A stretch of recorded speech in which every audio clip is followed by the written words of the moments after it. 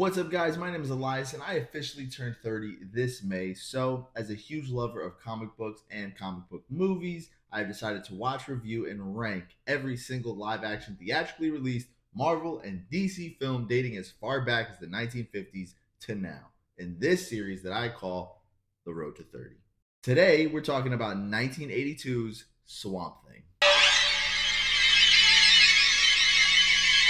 So this movie was written and directed by Wes Craven, aka the guy that did Nightmare on Elm Street and Scream, two of the most iconic horror movies of all time.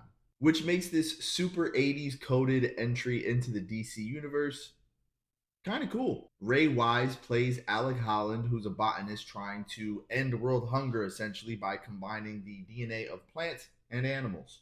Things go awry though as this guerrilla military faction tries to set Alec on fire, and then he jumps into a swamp and essentially fuses with the swamp chemicals, and he becomes Swamp Thing. Now, this whole premise is kind of corny, especially when given the action scenes. He's really just grabbing people and tossing them, and he's moving like a grunt, like "Brah," and just punching people. And it's kind of cool though because I do love that 80s style cinema with, especially it has good writing and the sound design is kind of terrific as it kind of brings you into the swampy world of Louisiana, New Orleans. You got some cool side characters like Adrian Barbeau's Alice and Reggie Batts' Jude, who's kind of a scene stealer because of his deadpan delivery of every joke he says.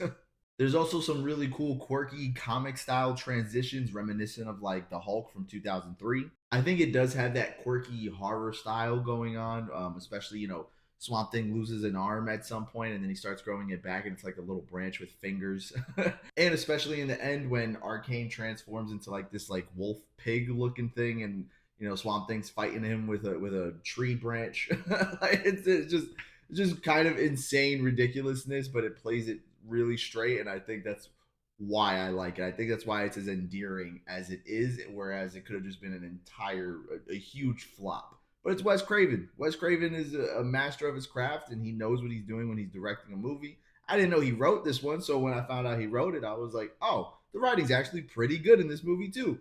Not a movie that I would revisit per se, but it's kind of fun. Overall, I'd probably put it in the B minus tier of my rating scale, which is a 2.5 out of 5 or a 5 out of 10. And that's simply because while I did have a good time with it, it's not necessarily a great quality movie. And we've seen Swamp Thing in media that he looks cooler, especially in that HBO Max show that was canceled after one season criminally. That was a great show. And he was really dope in that show. But obviously, this is the 80s, so it's kind of a product of its time. And for that, I do respect it. Again, just not a movie I ever see myself putting on willingly unless I'm doing some kind of Swamp Thing watch through, which it's just never going to happen. But that's it, guys. If you enjoyed this video, remember to hit that like button and get in my comments with your thoughts on 1982's Swamp Thing. Also, let me know which movie from Marvel or DC that you're excited for me to review next. Until next time, guys, take care and God bless.